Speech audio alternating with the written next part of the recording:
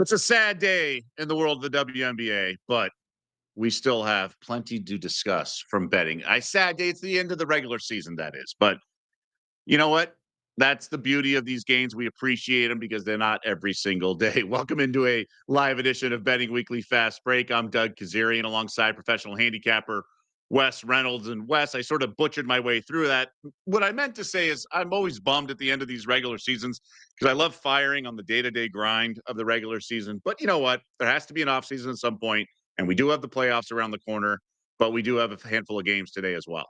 Yeah, what is, I guess, a little bit of a bummer is there's still some seeding implications, but we do know which 8 teams of the 13 are going to be in the playoffs. So there's no like last day of the season for the last spot of the playoffs because the Sparks, of course, won the other night, and then the Seattle Storm came back from the brink of defeat. Credit Erica Wheeler, who really carried the Storm down the stretches. They beat the Valkyries, do not get the cover, but the Storm officially clinch that what might be the last playoff spot. We'll see what the seeding is going to be after tonight's game. That's really the only ramifications here is the Sparks had to win out, did win the first one, but they needed the Storm to lose as well, so they couldn't deal into that inside straight. So the Sparks officially eliminated from playoff contention. Okay, so we have a compelling slate of games. There's four on the docket today. Three of them, 10 Eastern. Okay. And then one at 11 Eastern. I'm butchering this. Is that right? What time zone No, am I we've in? we've got we've got 3 games at 8 Eastern, and then the Okay. Aces and the Sparks are at 10 Eastern tonight. Okay. So I'm in the central time zone. That I knew, but I didn't know if my ESPN.com updated to where I was. So I wasn't sure. So, okay. So at 8 Eastern. So three games at 8 Eastern and one game at 10 Eastern. I want to start with that 10 o'clock Eastern game because it's game two of an NBA TV doubleheader. And I think it's super compelling because the Aces right now have won 15 straight games because the Dream have won and they're in. So they're done, they're 44 games. So if the Aces win as road favorites here, they clinch the number two seed. If they lose, they're the number three seed. So plenty on the line. And the Sparks are playing for the first time since being eliminated, like you mentioned, because the Storm won the other night. So let's start with Asia Wilson, who you and I are probably as stunned as anyone that she's the overwhelming favorite right now to win the MVP because you and I were about thought Nafisa Collier would be the one because she hadn't won it yet, voter fatigue, everything. But now Collier's minus 910 favorite at Bet Rivers plus 550 on the comeback. And I talked to an odds maker who thought if the Aces win out and she's the two and they're the two seed, she's going to win. So do you believe that the MVP chances hinge on the money line of this game? I don't know. I think it might already be baked in, to be honest with you, because ironically enough, this whole thing started not only the switch of the MVP odds, but the aces all of a sudden getting pocket aces seemingly every hand where they won 15 in a row. This all started the first game of August, which was Saturday, August 2nd. Remember when Minnesota came into Michelob Ultra Arena and won by 50? In that game, 111-58. And in the middle of the third quarter, Becky Hammond waved the white flag, took the starters out. Unfortunately for Minnesota, Cheryl Reeve did not, and Nafisa Collier suffered an injury in that game late in the third quarter when they were up a pretty hefty margin. Now, I'm sure what she was thinking, okay, get her to the end of the third quarter, and then we're going to take the starters out, and the bench is going to play the entire fourth quarter. Well, Nafisa Collier got hurt and then missed several games. She was the overwhelming favorite for the MVP at the time. But then, you kind of get out of sight, out of mind. And the Minnesota Lynx were able to win without her. So all of a sudden it's like, well, she's very important, but they've been able to win without her. And they went on a run and clinched the number one seed. And now on the other side with Las Vegas, now Aja Wilson's been putting up these massive numbers. And now they've won 15 in a row and they would clinch the 2 seed with a win in LA tonight. So it is kind of ironic that both of those things might have been decided on that one day because after the Aces got humiliated, they have ripped off 15 in a row. So we didn't know back at the first of the early of the month in August that game was going to maybe switch the dichotomy of the entire season, but it certainly has. So do you think the money line is basically going to decide the MVP tonight? Ye- Probably. And Okay. probably the money line of course right now you look at where the price is at Bet Rivers, it is 670, and we're seeing Aja Wilson as high as $9. So I guess she could win the MVP without winning this game. I don't know if it makes. I think they're just going to go by numbers is what they're going to have to do. And her stats have just been astronomically high, save for the last game against Chicago, where where the starters didn't play in the fourth quarter. So yeah, I'm wrong on this. I thought Nafisa Collier was going to hold up and win the MVP, and doesn't look like she is. And it looks like what is this, 3 and 4 years now for Aja Wilson? She'll be the first one ever to have 4 MVPs Four and overall. five, I So, should. Yeah, 4 and 5, yeah. or 4 and 6, I should say. She is the scoring leader right now in the WNBA, ahead of just barely Nafisa Collier, naturally. So, okay, so that discusses the money line component. What type of effort do you expect from the Sparks, given they were just eliminated and they've been a bit of a fraud all season? And we do have a word that Alamond is questionable, so their starting point guard, Rakia Jackson, also questionable as well. Yeah, I'm not sure what we're going to get, and maybe it's going to play out a little bit like the Dream and the Sun did last night, where the Dream knew what they had to do. They had to win to keep pace, and then hope for the Sparks, or excuse me, the Aces to lose tonight.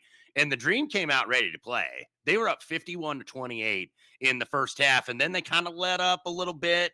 Connecticut made a run, I believe, made it single digits at one point in the third quarter, before the Dream were really able to put them away. And Connecticut was eliminated as well. So they were playing some young players. And I would expect that maybe the Sparks are going to do the same. Maybe we see more minutes from the bench.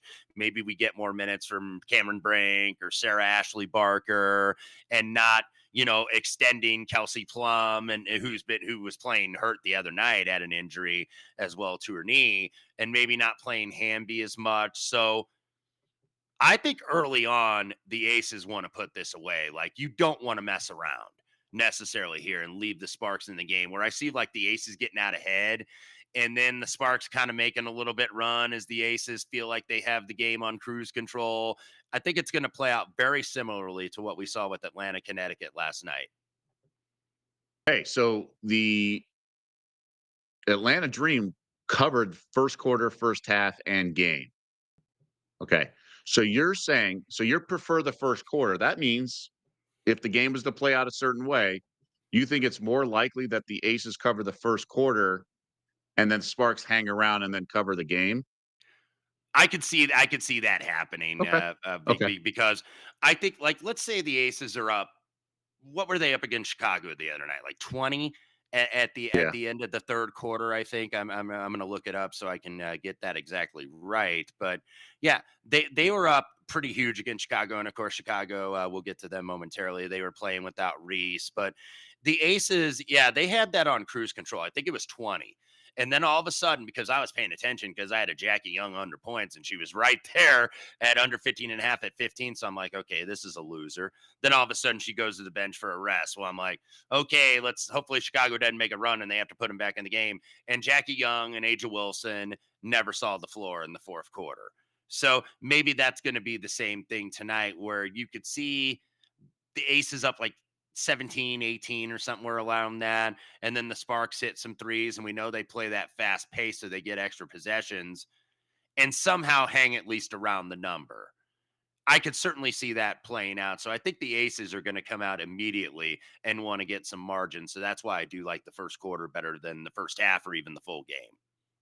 Right. So that's typically when these things happen, you should have an angle on first quarter, first half, which you do. I like to hear that. And I've certainly bet my fair share of first quarters over the years. The overall though, you really want a larger sample size, right? So if you're trying to get, I don't know, 2, 50-50 heads and tails, you want to flip the coin as many times as possible. You want 100 flips of the coin as opposed to like 6. You're more likely to get the truest outcome over the larger sample size. And the reason I say that is I think that the Sparks are a farce. I think they will they will implode at some point during the game. I just don't know when it is. I don't think they're going to play hard. I don't think there's this narrative of Hamby and Plum want to beat their former team. I think they're dejected and dispirited after losing or just being eliminated in the playoffs. They had a nice win against Mercury, albeit against the Mercury scrubs when they were down 6, and the Phoenix coach took out his starters.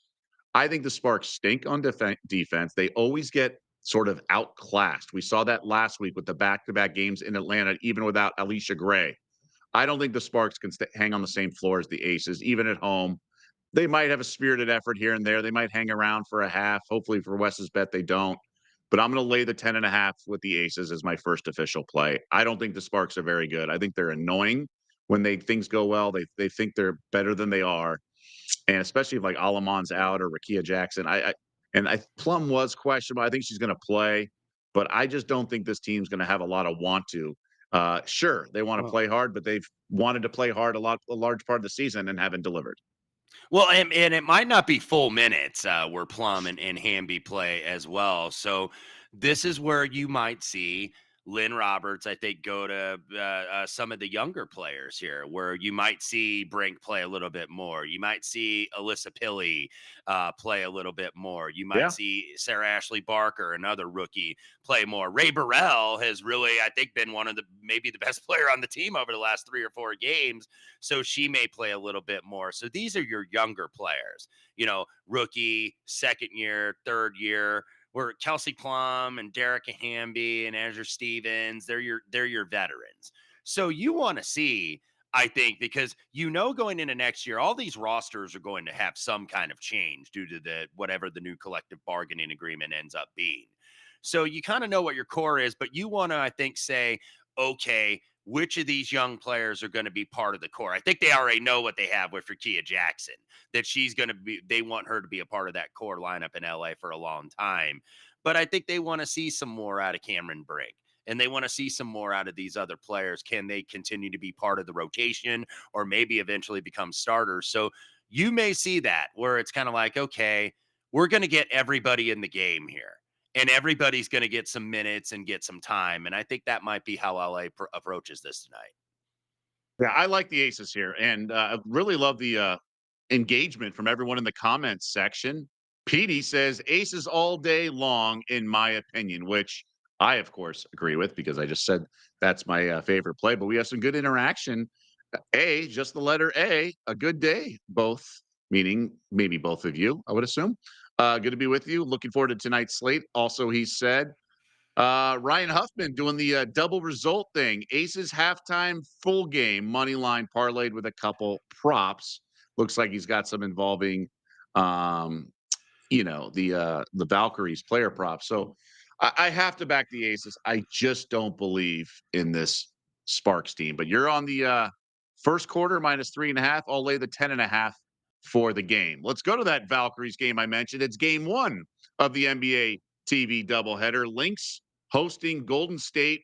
7 is the point spread. And the over-unders come down 3 points from last night, 152. Now, the Valkyries actually have something to play for. If they lose, they're the 8th seed and will face these Minnesota Lynx, maybe just stay in Minnesota. If they win, they're the 6th seed. So I think plenty of incentivization or to be for this game. Minnesota lost by 11 at Indy in its last game. Dejanay Carrington's out. Maybe they ratchet it up at home here. Maybe Fee plays. So we know Golden State wants the W. What kind of effort do you expect from Minnesota here that has everything locked up? That's been the case for a while. We didn't see that good of a game in their last game. What do you expect here with the playoffs over the weekend? Yeah, Collier, by the way, did not play in Indiana at all. So it was Jessica Shepard that went into the lineup and had 16 and 7. So Shepard props were probably a pretty good bet last time out. But I do think maybe she plays a little bit tonight where they start her because they've been doing, you're going to always do campaigns for your players, right? So they did the MVP is what they're calling it there in Minnesota. So I don't know if she's going to go the full distance, but I think she's going to play. I would think last home game, it's always fan appreciation night. So, she's gonna play. I don't know if she plays that usual 30 to 35 minutes though, but I would assume she is gonna start. Minnesota, without Dejanay, certainly not as deep, but they're a pretty deep team. Like they don't, I think we've seen Natasha Heidemann put up numbers. Uh, Yeah, Killa, they are deep. They are yeah, deep for sure. yeah, yeah. So and Maria as well off the bench. So they when they don't have a starter, then they showed it without fee. They can win ball games. And that's why I think maybe you haven't seen this line go down more than you would think it would be on the surface. This is down at 7 instead of being down at like 5, where it's like Golden State's got everything to play for. They're either going to get Atlanta in the first round, more than likely, or they're going to get Minnesota as the 8 seed. So they have more to play for. They were right there against Seattle too, Golden State the other night, and actually led for a good part of the game. Seattle really had to fight to win that game, and Erica Wheeler, I thought, really bailed them out. And that Seattle team has been so erratic all season. But I would lean Golden State, but it's still not enough for me to get involved. If I would have got on the opener at 9, I would feel a lot better about it, obviously. But Minnesota is one of those teams with a culture that I don't want to necessarily doubt. And I think Cheryl Reeves sometimes is that type where it's like when you say she can't do something, she's wanting to prove a point. When you think she's going to do this, she's going to do that. She's going to zag when she should zig. So that's what scares me about necessarily taking Golden State, even though you look at the line with the scenarios and you think, man, they've got everything to play for, and Minnesota's got nothing to play for. But I'm still a little bit trepidatious about getting involved in this one. Yeah, I hear you. I'm gonna go half a unit or half my usual play of half a unit, so a quarter unit. I'm gonna take the +7. I just think Valkyries played to the wire the other night, and I think they're gonna do the same here. They do not want the 8 seed to face the Lynx in the playoffs. They will be incentivized. They're very well coached. I do agree with everything you're saying. The culture's strong in Minnesota, even if Fee plays limited minutes and whatnot. I think the system is really strong, but the Valkyries are really good. I agree with the under. I do think it's going to be a low scoring game. Valkyries certainly lock up on defense, but I have to play the Valks a little bit. 7 is just a lot of points. And just a reminder, if you like what you hear on our shows, sign up for the newsletter, get exclusive tips and the free Insider magazine. Sign up for free at bettingweeklystudios.com. So we've covered 2 games, the doubleheader on NBA TV. We have a couple other games, and I think this is an interesting handicap as well. The Liberty visiting the Sky. New York is locked into the 5 seed, but hasn't quite found its groove. They're 2 touchdown favorites now. This was like 11.5 yesterday, but now Angel Reese is questionable, we knew, but she was in street clothes at shoot-around this morning at home in the home finale. Ariel Atkins out. HVL out. So the Sky kind of a mess with Angel Reese's recent suspension, Wes, and the comments of her front office essentially and her teammates. What do you expect from the Sky in their finale here against New York? Boy, tough to expect much when we saw what we saw in Vegas the other night, where they got obliterated, and the Aces basically had their number 2 units, including one that was playing her first game back from pregnancy or having a baby a month before, Cheyenne Parker Tyus, and even she was able to be effective. So I don't know what to make of this Sky thing. I think what Angel Reese said, I don't think she was wrong in No, anything she she wasn't. said, but she was wrong to say it.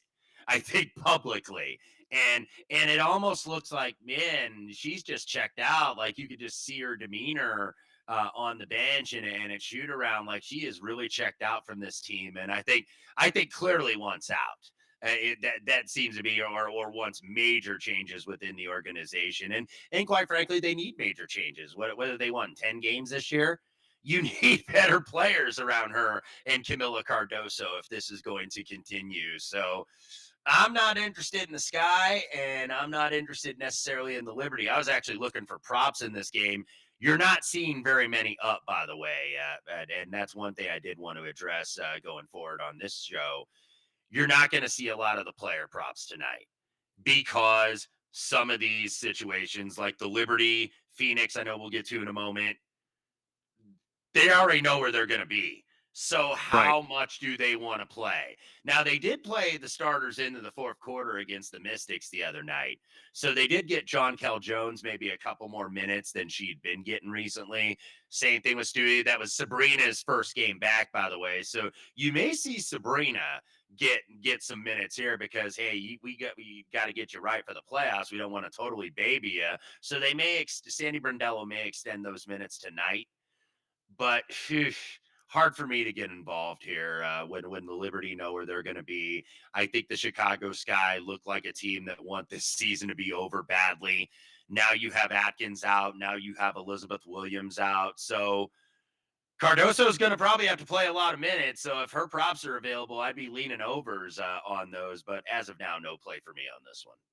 All right, couple things. The chat getting involved here. Ryan Huffman really torn. He goes, I've been debating this spread all day.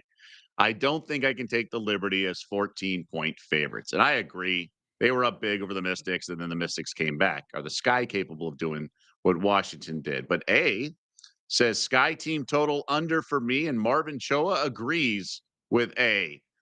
I will say this, though. Sky, it's a 70 and a half. So the team total. That's pretty low. You know, they haven't scored 80 points all year with Angel Reese out of the lineup.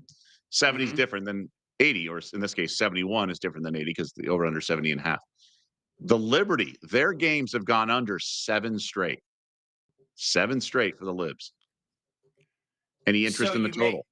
Well, you bring up an interesting point. I don't believe I'm looking to see just to make sure if it's available at Bet Rivers. I don't believe that it is, and it's probably not available at a lot of stores. Maybe one or two rogue ones out there. There's something to be said, maybe for, and I don't do this very often, for perhaps looking at the second half before you get a second half Hmm. line within the game. There's something for maybe looking at a second half under. I can't give that out as a release because that's not available at BR right now. But Liberty and Sky, second half, boy, that seems like that's going to be a slog with a lot of players way deep on the roster Okay. that don't see a lot of minutes. So I think you could see low scoring second halves there, and maybe in a couple other games, perhaps in the Merc and the Wings, which I know we'll get to momentarily, where you see lower scoring second halves where the Liberty are like, okay, we know we're the five. We know we're playing Phoenix in the first round of the playoffs. We don't want to risk anybody getting hurt. So that might be where you get your seventh, eighth, ninth, 10th player a lot of minutes in the fourth quarter.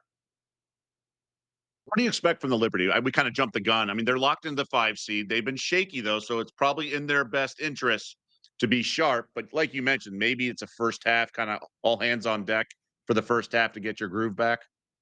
Could be. I think that that's actually probably the right way to go because you look up and down their roster and they have plenty of depth and they have plenty of players that can score, including not just Sabrina and Stewie, but Phoebich at sometimes can score, Misamin can score, Kennedy Burke sometimes can score, Johannes can score. So you look up and down this roster, and it's like, maybe they can make a run in the postseason. Maybe they can flip a switch. I don't think that they're ultimately going to, because I just think that they've been so up and down, haven't had everybody healthy at the same time, hardly any this season, and their defense just isn't good enough.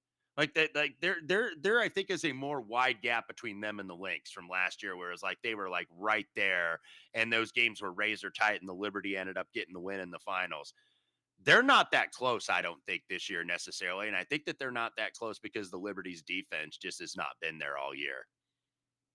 Yeah, I mean they're underdogs in the first round. Sorry, they're the lower seed in the first round, but they are favored on the road in that one at the Mercury. But I can't lay the 14, but I want no part of the Sky here. I think they stink.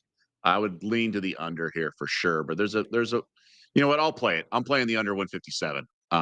I am. I think this dies just like the Mystics game died the other day with the Liberty facing them. So I got action on every game so far.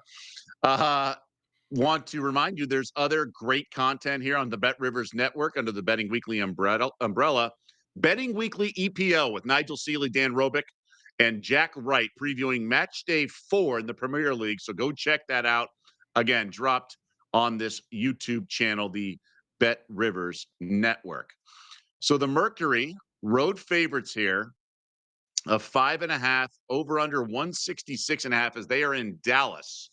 Now, this is interesting. The Mercury we know are the 4 seed, okay? Duana Bonner's not going to play. Held may not play. She's questionable tonight. And Dallas, obviously, he's got, looking ahead to next season, going to build around Paige Beckers. Phoenix sat its starters in the fourth quarter of the last game. They were up a few points early. Before the game, coach had said he wanted to get everyone some playing time, and that's what he did. He played his scrubs down the stretch, and that enabled the Sparks to get the win. So, what kind of performance or unique substitutions or whatnot do you expect from the Mercury here? Because I actually think Dallas is a live dog here. Yeah, I think it's probably going to be about the same, Doug, from what we saw. And consider the fact that that was at home. And they were playing a team that was fighting for their playoff lives in the LA Sparks. And Tibbetts was like, I don't care.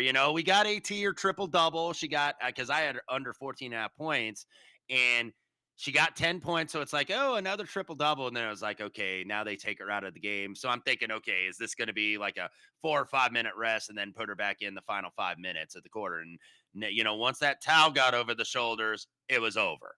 Like, you knew she wasn't coming back in. Satu wasn't coming back in. Copper wasn't coming back in, and they rolled with that lineup, which cost you if you also bet the over like I did, because it fell about a point and a half short, because they were playing all these backups, and the Sparks eventually got the win, only to be eliminated like seconds after leaving the floor by Seattle beating Golden State. So I think it's probably about the same, to be honest with you, with Phoenix. I On the road in Dallas, where there's not going to be a very big crowd against a team that's obviously, I think, been a very dead team for a long time. I don't think Nate Tibbetts is going to play them at all. I don't think he's worried about, Alyssa Thomas getting another triple double. She's not going to win MVP. It's more than likely going to be Asia, as we discussed it earlier.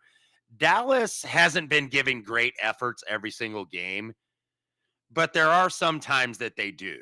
Like, I felt at Golden State, they only lost by 4, and that was the game for Golden State to clinch the playoffs. So the price got inflated, and Dallas was right there into the final seconds, and Golden State made a couple free throws to pull it away. Yeah, I think it was 11-point lead early third Yeah, quarter for Dallas. yeah, so you've seen a few blowouts here down the stretch with Dallas. They by the way have not won since a road game at the Fever on August 12th, where they won 81-80. So they are on a big losing streak, but I'm kind of now thinking about Dallas, because at first I was just going to Me too. pass this game. I'm kind of thinking about the Wings right now too, because I don't think Phoenix gives a lick about this game. They know that they're going to be the 4 seed and at least have the home court in the first round. I think that this is a pretty confident bunch, that they feel that they're an absolute title contender and they have bigger fish to fry. So, you know what? Put me down for Dallas at plus five and All a half. right. Okay, so Wes is on the Wings plus 5.5.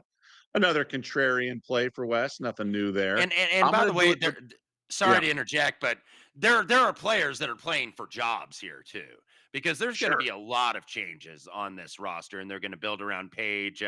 We know some of the players that are out. Like, I would be surprised if Arika Ogunbowale was back in Dallas, but there are going to be Yeah. some young players that I think maybe want to be part of this core, along with Paige Beckers, like Isaiah James, like Diamond Miller, Maddie Segrist. So I think that you might see these young kids play hard. Maybe some of these veterans that they've had to bring in on hardships, hey, they want to stay in the league. And they're I think going to play hard. So I think you might get an effort out of this shorthanded Dallas team. So I'm going to play it for the same amount I did the Valkyries plus 7. I think for me, it's a quarter unit, but half of my usual unit. I'll play the plus 5.5. Now we have some really good conversations going on in the comments section. A says, I might be crazy, but Wings plus 5.5 and a sprinkle on the money line. I think Mercury not focused tonight. And PD agrees regarding the Wings. So that's good to see some collaboration, some flushing out of a pick. And then Bruce Green says, take every game over. I took the Liberty game under, so that's one way to do it.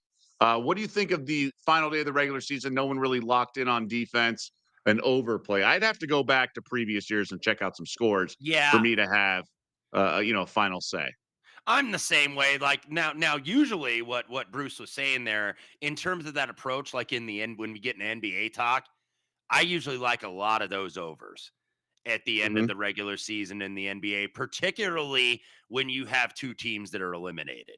Because then it's just going to be okay, everybody's going to be out to get theirs. Everybody's going to get their numbers, and it's happy action fun time, and they go up and down the floor. That's what I think that you get a lot in the NBA. Now, are you going to get that here tonight? I don't know, and that's why I was talking about like second half unders. If you can play them pre-flop, which you can't really at a lot of stores, but it's at least a thought maybe to consider Right. when you get in game.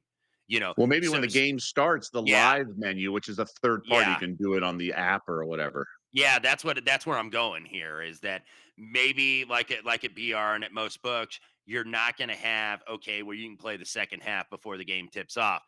But you get in once that clock, has started in the first quarter, there's some kind of thought to be held there. So keep in mind with that live menu, that might be a way that you want to certainly attack this tonight. All right, I like it. I like it. Okay, so we've gone through our plays and this unique slate of games. Um, I'm curious, Wes, as you look at the futures, I'm on the show tomorrow. Albert and I will discuss some series prices, things like that. But futures markets, anything like that, futures or Mm. any upsets you think in the first round? Like I said, the Liberty are going to be favored at the Mercury. Do you have a read on that series? Yeah, I kind of lean libs in that series. To be honest with Interesting. you, over Phoenix, I'm going to trust experience with the Liberty and their depth. So I think that they win the 5 versus 4, and then you get the rematch of the finals. Of course, now in the semifinals with them and the Lynx, and because I feel like the Lynx, who are the rightful favorite, and they're even money, not quite odds on, but very darn close. Might be even odds on in a couple other markets. Where I feel like when you win the championship, you kind of have to slay the dragon, right? You kind of have to do that. The team that beat you before, and it was the Liberty beating the Lynx last year in a very competitive series that could have went either way. So I feel like the Lynx, they're gonna get their shot somehow, some way against the New York Liberty in the semifinals. So, and I think they prevail and go to the finals. In terms of the other brackets, this is assuming how if the Aces get the two, that means more than likely, if the Valks don't win tonight, by the way, they go to the 8 and the Fever go to the 6. So if you're the Right. Fever, I think you probably rather play the Atlanta Dream than a team that's won 15 and perhaps after tonight 16 in a row. Because I think the Dream maybe are a little bit better matchup for the Fever, even though they did beat the Fever twice in the season. So I think that's a competitive 3-6, even though I don't see the Fever advancing. I think they've done a hell of a job to get in the playoffs, but with you being that shorthanded and essentially 5 players out for the rest of the season, like they showed the picture of them making the playoffs, and it was like an army battalion and not a Oh, basketball like team with this. 250 to 1, Wes? Yeah, 250? yeah, yeah. Well, I mean, they no Caitlin Clark, even though they have been Kelsey able to win Mitchell. games, and Kelsey Mitchell. Now the MVP discussion is ridiculous, but she should be first team. She should absolutely be first team WNBA to me. Mm, Without, uh, mm. I think she should.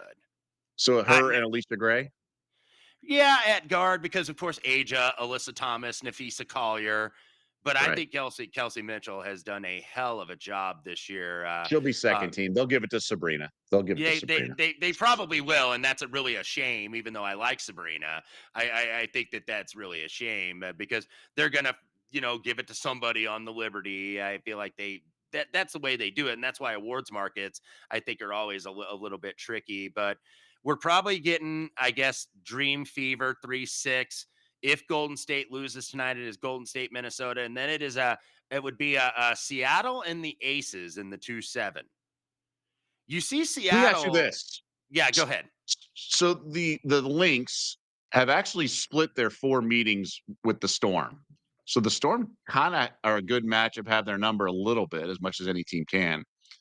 So and that's what happens if the Lynx don't win tonight. If the Lynx lose, then the Valkyries are the 6th seed, and then the Storm or the 8, and then the Storm would draw the Lynx. So the Lynx are incentivized to win, I guess is what I'm Mhm. saying. So yes, Mhm. they're locked in the 1 seed, but you would imagine they'd rather play the Valkyries than the Storm. So I could see, and this was brought up in the chat, I don't want to plagiarize, but I think someone was saying that, it's in the Lynx best interest to play the Valkyries and thus win this game tonight. Do you think that's factoring into tonight's outcome at all, or is that just us sort of playing the shell game with ourselves and coaches are just worried about their team kind of thing?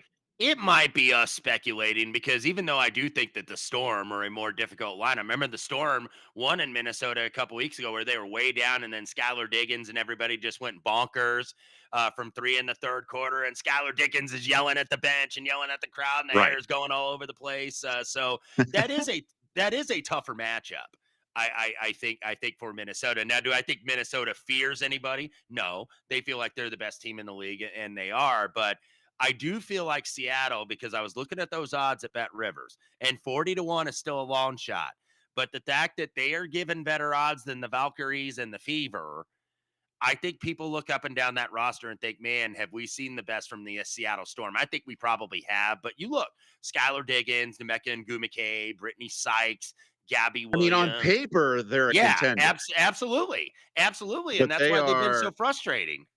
very frustrating, very inconsistent. I don't love their coach either. I mean, she's won a title, so it's not like Yeah. they're total amateur hour. I just They can't were get better there. I with would need more Dan. than They were better with Dan Hughes, I think. we'll see. Way This better. team's not been delivering. Very frustrating. Very frustrating. All right, Wes, great stuff as always, my man. Really fun card today. It'll be fun to see how these games play out and see how much information will still hit social media we can extract and implement into our betting because I do think there are going to be some opportunities and maybe one of these dogs wins outright for your and our sake. I hope it is the Dallas Wings. So that's going to do it. We will have a show tomorrow. Albert will be on with me. We'll break down the series prices and other futures as well as the playoffs begin this weekend in the WNBA. So for Wes Reynolds and everyone behind the scenes, does such an awesome job making everything look great.